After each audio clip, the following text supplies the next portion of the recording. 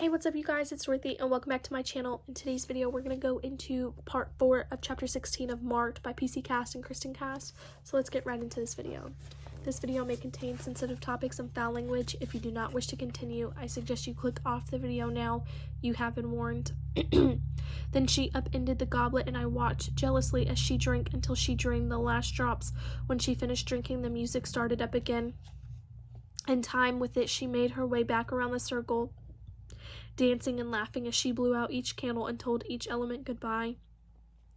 And somehow, as she was moving around the circle, my vision got all screwed up because her body rippled and changed, and it suddenly seemed as if I was watching a fret again, only now she was a younger, rawer version of the High Priestess.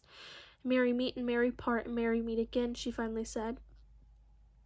We all responded while I blinked, my vision clear, and the image of Aphrodite as Nefret faded, as did the burning of my mark, but I could still taste the wine on my tongue. It was way strange. I don't like alcohol, seriously. I just don't like the way it tastes, but there was something about this wine that was delicious beyond, well, beyond even Godiva dark chocolate truffles. I know it's hard to believe. I still couldn't figure out why it somehow seemed familiar. Then everyone started to talk and laugh. As the circle broke up, the gaslights came on overhead, making us blink from their brightness. I looked across the circle, trying to see if Eric might still be watching me, and a movement at the table caught my eye. The person who had been slumped and motionless during the entire ritual was finally moving. He kind of jerked around, awkwardly pulling himself more into a sitting position. The hood of the dark cloak fell back, and I was shocked to see bright orange-red hair and a pale, freckled face.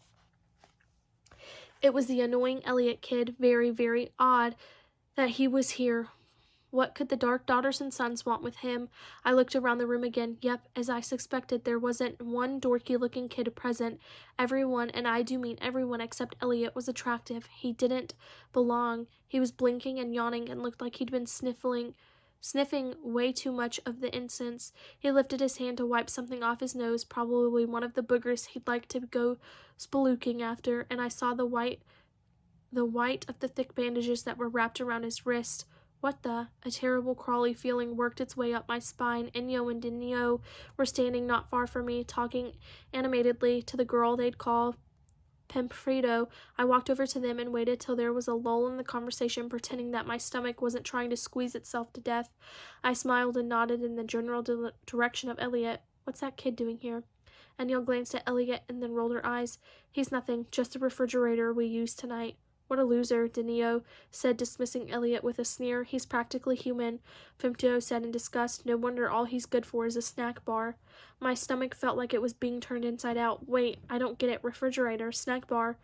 Dinio the Terrible turned her haughty dark eyes on me. "That's what we call humans, refrigerators and snack bars. You know, breakfast, lunch, and dinner, or any of the meals in between," warlike Inyo practically purred.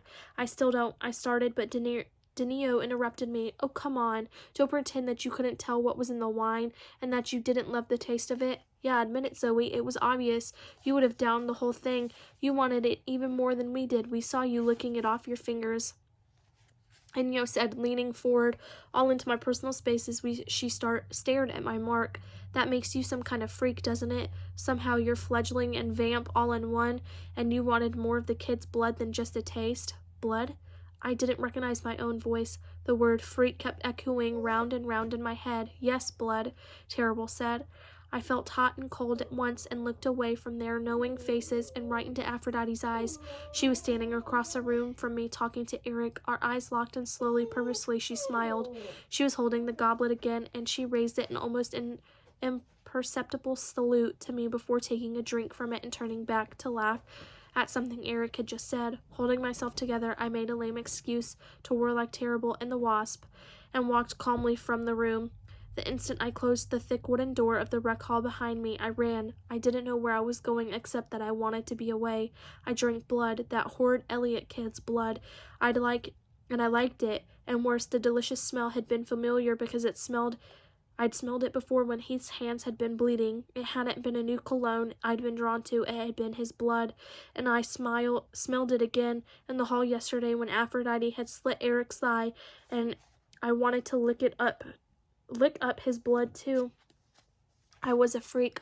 Finally, I couldn't breathe and I collapsed against the cool stone of the school's protective wall, gasping for air and puking my guts up. that is the end of this chapter. I will see you guys in the next video. Bye.